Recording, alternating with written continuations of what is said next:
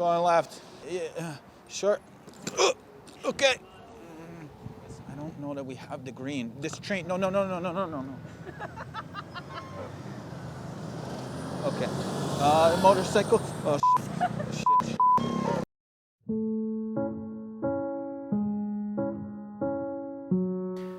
For those of you that follow the channel, you might have seen some of the content that we've done from the Netherlands so far. You might have also seen this trip that we did around Amsterdam at night. We actually filmed another trip around Amsterdam at night. This time it was a little bit differently. It wasn't so much focused on infrastructure, it was just kind of focused on seeing the city as a tourist might go. We actually got a tour from the manager of a bike shop in Amsterdam called Ride Out. Ride Out is inside the Move Museum. He showed us a little bit around the bike shop, but really what I wanted to show you guys is the tour around Amsterdam and just kind of give you a little bit of experience what it's like to ride in rush hour. For who of you is it the first time to ride it around Amsterdam? It can sometimes be a bit hectic, and it's becoming closely to rush hour.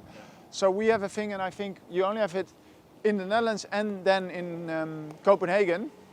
We have traffic jams of cyclists. We had ridden outside the city center in this other trip, but this one we went right through it, swiftly through it, as you kind of have to. You already feel safe, right? Right? No. No. It was just really nice to get to see all the architecture, and a lot of things were decorated for Christmas. You have lights. So an interesting thing is because they don't have a Thanksgiving here in the Netherlands, they decorate for Christmas, I think, right after Halloween, or I don't know, do they even celebrate Halloween? We've only been here twice in November, so I'm no expert, but figuring it out. We're also very fortunate that Chris, who was leading the tour, is very well versed in the history of Amsterdam, so he showed us around and brought us through some different places that maybe wouldn't necessarily always experience as a tourist, but definitely felt a bit more like a tourist on this trip than some of the other ones. So we started out on the way south portion of the city, kind of cut through Vondel Park, stopped along the way, showed us some of the kind of inside stuff is living in Amsterdam. Like there's this Picasso sculpture that I guess is like a meeting place when they have special parties and that sort of thing. There is a statue of Picasso. Random, right? But quite cool. That statue is always used as a reference point whenever there's an illegal party within the park. We also got to check out some of the different architecture and try to understand it maybe from a little bit of a different perspective. So this is the Herengracht, the most beautiful canal there is. This corner here, it is called the Golden Bend because the widest houses are here. This was built obviously in the golden age of Amsterdam, and you would pay taxes how wide your house was. A lot of houses are built like this, so the front is narrow and it becomes wider at the end. But those merchants were so rich, they did not care. They wanted to show it. Actually, one of the things that was also interesting, there is a bit of a culture in the Netherlands to have your windows open to kind of allow people to see inside your home. And I guess the idea behind it is that, hey, you know, I don't have anything to hide. I'm not really like this super fancy person where it's kind of this more like down to earth sort of style. But I guess there's also a culture of like, you can take a quick peek, but don't stare. I guess it's more in line with that culture of connecting and being more open and really like being part of the community and living in public. In North America, where we're moving more and more in this direction of putting up more and more walls and more separation, the idea of having that is kind of interesting. I wonder what you guys think about that. We also learned that, I guess, Amsterdam used to be basically a swamp and they built it up with the canals. It was impossible to build a city here. But then something in the current changed, and then they could start building here and lay foundations here. It grew from not existing to the biggest city. Reason for it, from the beginning, they had a free trader spirit here. So everyone that you didn't have to have a passport, no taxes. If you were trading, you were allowed to stay here. And that's why it grew so rapidly in just a few centuries. It's interesting actually looking at some other cities where I'm living now in Philadelphia, and I have a location in Delaware, and looking at some of the way that different tax structure is set up and how they can attract businesses and how cities really can be built up on these basic principles. But overall, it was cool moving through the city swiftly, just as a native might. Better be quick, and we go straight.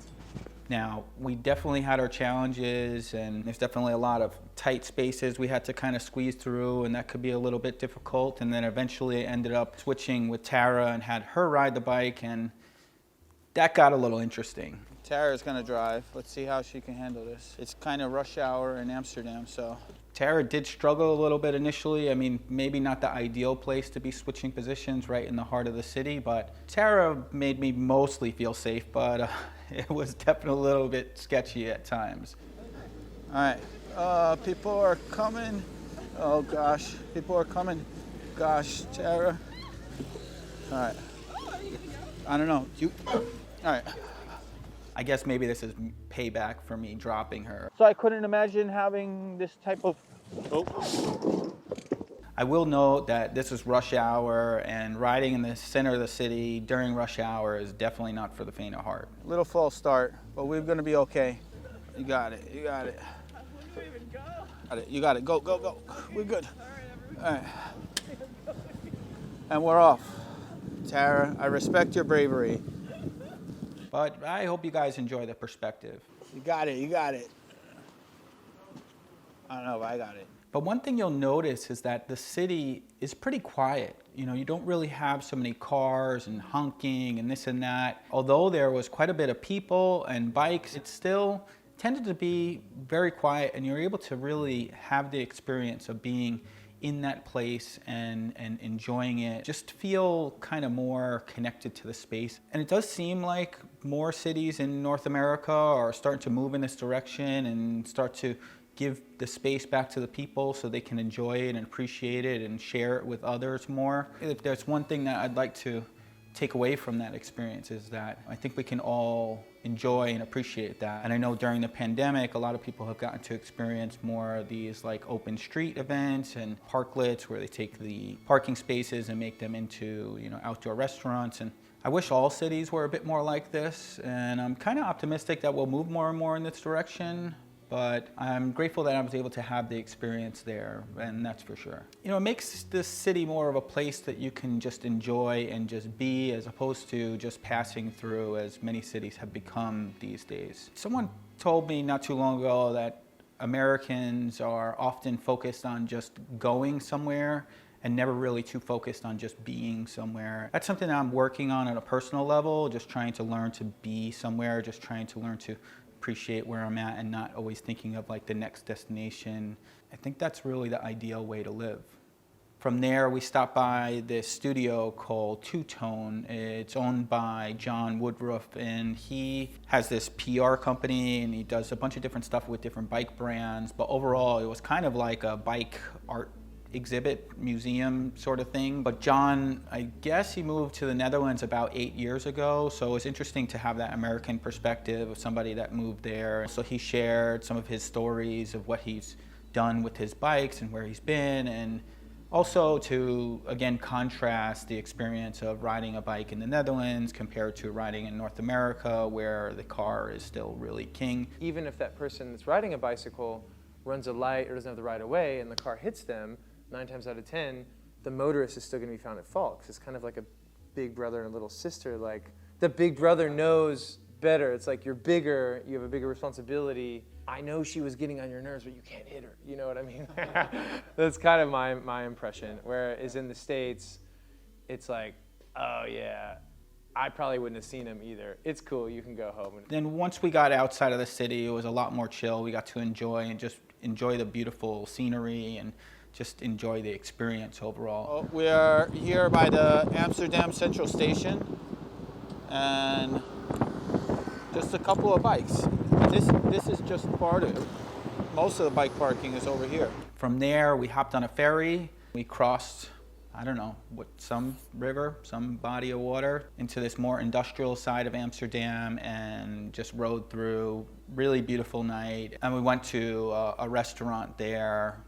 Just amazing food, really good time. I just have to thank Chris again. That was an amazing time. It was just a really great experience. Thanks for everybody for joining us. And I hope that you guys enjoyed this video. And let me know if you want to see more things like this in the future, or you know, what maybe you might like to see different, or maybe other places that we should visit. I really enjoyed this. I enjoy sharing this with you. Hope you guys enjoy this video, and see you soon.